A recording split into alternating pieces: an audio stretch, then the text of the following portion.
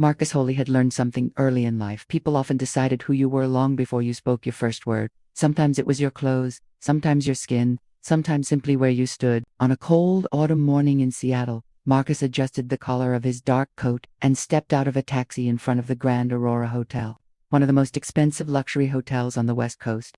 Glass walls reflected the cloudy sky, and valets hurried between polished cars worth more than most homes. Business executives walked through the revolving doors with confidence, their rolling luggage clicking softly against marble floors. Marcus paused for a moment, looking up at the building. This place mattered today, not because of comfort, not because of luxury, but because of truth. He grabbed his small leather bag and walked toward the entrance. The valet standing near the door barely looked at him. Instead, the young man immediately turned toward a white couple stepping out of a rideshare behind Marcus.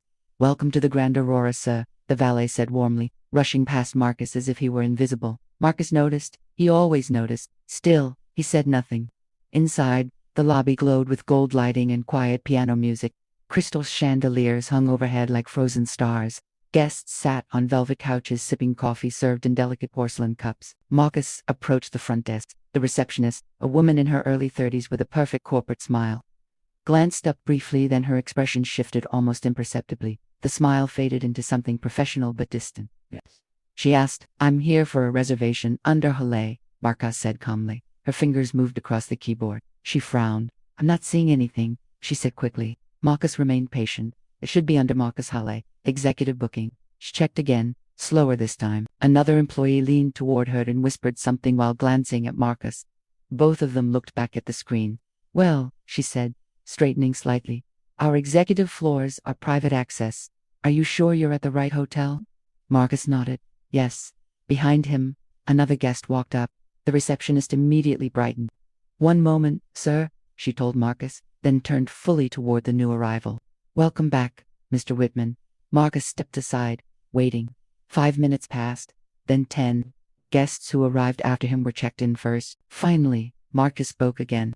"Could you please check one more time?" Her tone tightened. "Sir, if you don't have a confirmed reservation, you can contact bookings online." A security guard nearby had begun watching.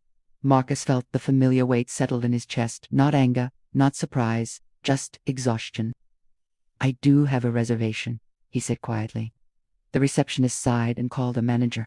The manager arrived quickly, tall, confident, perfectly dressed. His name tag read, Daniel Reeves. "What seems to be the issue?" Daniel asked. "This gentleman insists he has an executive reservation," the receptionist said. Daniel gave Marcus a polite but dismissive smile. "Sir, our executive level requires prior authorization. Perhaps there's been a misunderstanding." Marcus reached into his coat slowly and handed over his ID. Daniel barely glanced at it. "I'm afraid we can't allow loitering in the lobby without confirmed accommodation." The word loitering landed heavily. Several nearby guests had begun watching. Marcus felt dozens of eyes measuring him, judging him, deciding. He took a slow breath. "Are you asking me to leave?" Daniel's smile hardened. "I'm asking you to respect hotel policy." A security guard stepped closer. For a moment, silence filled the space. Then Marcus nodded once. "All right," he said calmly. He stepped away from the desk and sat in a lobby chair instead. Daniel frowned but said nothing. 10 minutes later, the atmosphere changed. Hotel staff suddenly began moving quickly. Managers rushed across the lobby. Someone adjusted decorations near the entrance. Security teams positioned themselves carefully. A black SUV pulled up outside. Another followed. Whispers spread among employees. "They're here." Dunyu straightened his tie nervously. The hotel owner was arriving. Every staff member lined up near the entrance. Marcus remained seated quietly, watching. The doors opened. A senior executive walked inside, surrounded by assistants, then stopped suddenly. His eyes landed directly on Marcus. A wide smile spread across his face. "Marcus?" The man crossed the lobby quickly and shook Marcus's hand warmly. "I see you made it early," he said. The entire staff froze. Daniel's expression drained of color. The receptionist stared in confusion. Marcus stood calmly. "Had a little trouble checking in," he said gently. The executive's smile faded. "Trouble." He turned toward the staff. "This," he announced clearly, placing a hand on Marcus's shoulder, "is Marcus Holle, the lead auditor hired by Aero International." Silence crashed over the lobby. Daniel blinked rapidly. "Auditor?" "Yes," the executive said. "Mr. Holle is conducting a full anonymous evaluation of customer treatment, safety compliance, and executive operations across all Aurora properties. The receptionist covered her mouth. Marcus met Daniel's stunned gaze. For the past 6 months, the executive continued, he has evaluated our hotels nationwide without staff knowing his identity. Daniel's posture collapsed slightly. And today, the executive added quietly, was the final evaluation. Every eye in the lobby shifted between Marcus and the management team. Marcus spoke calmly. I arrived with a confirmed executive reservation, he said. I was ignored, questioned, and nearly removed despite providing identification. No anger, no raised voice, just facts. The weight of them filled the room heavier than shouting ever could. Daniel struggled to respond. Sir, we were only following assumptions, Marcus finished gently. No one spoke. The executive sighed deeply. This audit determines leadership restructuring, he said. Fear spread visibly across staff faces. Marcus looked around the lobby at the chandeliers, the polished floors, the employees suddenly avoiding eye contact. I've visited 23 Aurora hotels, Marcus said quietly. Most passed, some failed policies. He paused. This location failed, people. The words landed like thunder. Hours later, staff gathered in the conference hall upstairs. Marcus presented footage, timestamps, and reports documenting differences in treatment between guests. Patterns emerged, clear ones, uncomfortable ones, no accusations, only evidence. By evening, corporate leadership announced immediate management changes and mandatory bias training programs across the company, but Marcus didn't celebrate. As he left the hotel that night, the same valet opened the door for him. Nervous now, overly polite, Marcus stopped before stepping outside. Treat the next person kindly, he said softly, even if you don't know who they are. The valet nodded silently. Marcus walked into the cool Seattle air feeling something deeper than victory. Change never started with punishment. It started with awareness. And sometimes, the most powerful reveal wasn't status or authority. It was simply forcing people to see what had always been there. Marcus Holle did not leave Seattle the next morning. Instead, he woke early in the executive suite that had finally been assigned to him the night before. The very floor he had originally been told did not exist for him. Sunlight slipped through the tall glass windows, painting the city in pale gold. Ferries moved slowly across Elliott Bay. And the streets below were already alive with commuters beginning another ordinary day. Ordinary for them. Not for the Grand Aurora Hotel. Downstairs, tension lingered like an invisible fog. Employees spoke in quieter voices. Managers reviewed procedures repeatedly. Corporate emails had arrived overnight confirming immediate operational reviews. Some staff feared losing their jobs. Others feared something deeper, realizing they had participated in something they never consciously believed they were capable of. Marcus sat at the small dining table, reviewing notes on his tablet.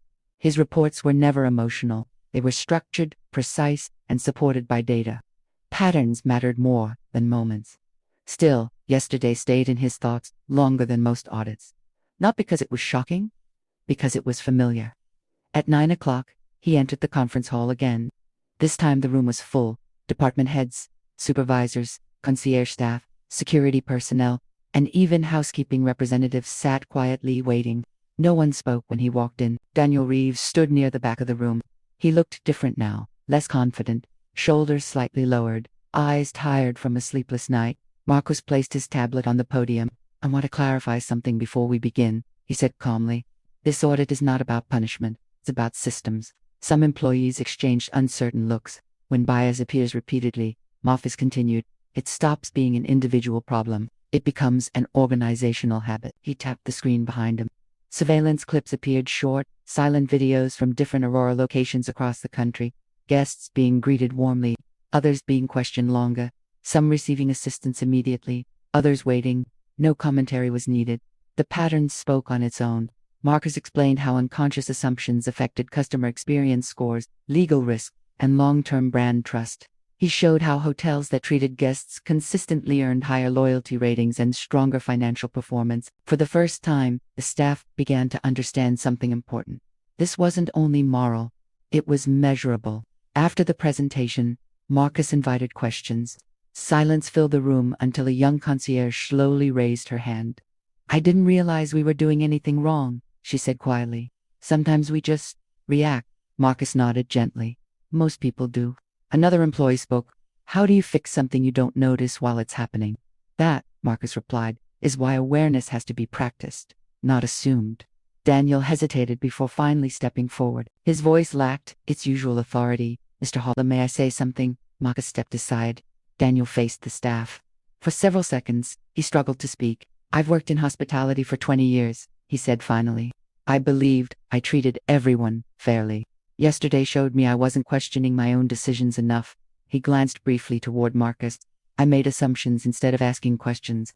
The admission changed the room.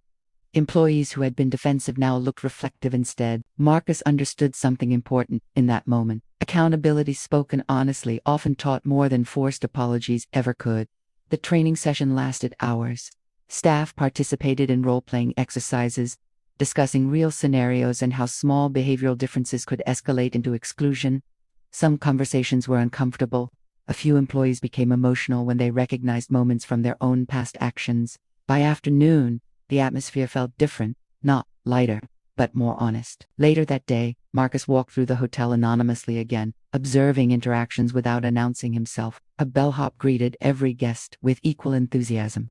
A receptionist patiently assisted an elderly traveler struggling with paperwork. Security staff smiled rather than stared. Change was already beginning, not perfectly, but visibly. As Marcus passed the lobby cafe, a middle-aged woman approached him hesitantly. Excuse me, she said. Are you the auditor everyone's talking about? Marcus smiled politely. I suppose so. She nodded slowly. I was here yesterday when everything happened. I want you to know something. He waited. My son is mixed race, she said softly. Watching what happened made me realize how often he might experience things I never noticed. Her voice trembled slightly. Thank you for not yelling, she added. You made people listen. Marcus felt a quiet heaviness in his chest. Listening is harder when people feel attacked, he said. Understanding lasts longer. That evening, corporate executives hosted a formal dinner in his honor. Marcus almost declined. He disliked ceremonies but attended briefly out of professionalism. Speeches praised his work, emphasizing Aurora International's commitment to improvement. Yet Marcus noticed something else. Employees approached him privately, one after another, not to defend themselves, but to share stories, moments when they had felt judged in their own lives. A housekeeping supervisor described being overlooked for promotions because of her accent. A young server admitted he often assumed wealthy guests tipped better and treated them differently. Bias, Marcus knew, rarely belonged to one group alone. It lived wherever assumptions replaced curiosity. Near the end of the evening, Daniel approached again. I wanted to thank you, Daniel said quietly. Marcus raised an eyebrow slightly. Most managers don't thank the person who exposes their mistakes. Daniel gave a small, honest smile. Yesterday was humiliating, but necessary. He hesitated. I almost asked security to remove you. Marcus nodded calmly. I know. Daniel looked down briefly. I keep replaying that moment, trying to understand why I reacted that way. Marcus considered his answer carefully. Because you believed you were protecting standards, he said. You just didn't realize your definition of belonging was narrower than it should have been. Daniel absorbed the words slowly. I want to do better, he said. That's all the audit ever asks, Marcus replied. The next morning, Marcus prepared to leave Seattle. As he checked out properly this time, the receptionist who had first denied his reservation greeted him nervously. Good morning, Mr. Holy, she said. Her voice shook slightly. I owe you an apology. Marcus shook his head gently. You owe yourself growth. That matters more. She smiled weakly but with relief. Outside, rain began falling lightly, typical Seattle weather. The same valet from before hurried to bring his car around, opening the door respectfully. Before getting in, Marcus paused and looked back at the hotel. 2 days earlier, it had been just another assignment. Now, it represented something larger. Proof that change didn't always require confrontation. Sometimes it required patience strong enough to hold a mirror in front of people until they truly looked. As the car pulled away, Marcus checked his phone. A new email from Aurora International leadership appeared. Subject line, expansion proposal. They wanted him to lead a nationwide hospitality fairness initiative training programs, anonymous audits, and leadership development across hundreds of properties. Marcus leaned back in his seat, watching the city fade behind him. He thought about his father, who had worked decades as a night security guard, often ignored by guests who walked past without eye contact. His father used to say respect wasn't proven by how people treated important individuals, but by how they treated those they believed had no power. Marcus finally understood how true that was. Power revealed character, but anonymity revealed truth. The rain grew heavier as the highway stretched ahead. Another city waited, Another hotel. Another test of whether people saw others as individuals or assumptions. Marcus closed his eyes briefly, feeling neither anger nor pride, only purpose. Because every quiet correction, every uncomfortable realization, every changed interaction created ripples far beyond a single lobby or single moment, and somewhere, someday, a traveler would walk into a hotel and be welcomed without hesitation, without suspicion, without judgment. They would never know why that moment felt normal. They would never know about the audit, the tension, or the lesson learned in Seattle. But Marcus would, and for him, that invisible change was the real victory, not recognition, not authority, but a world made slightly fairer one interaction at a time.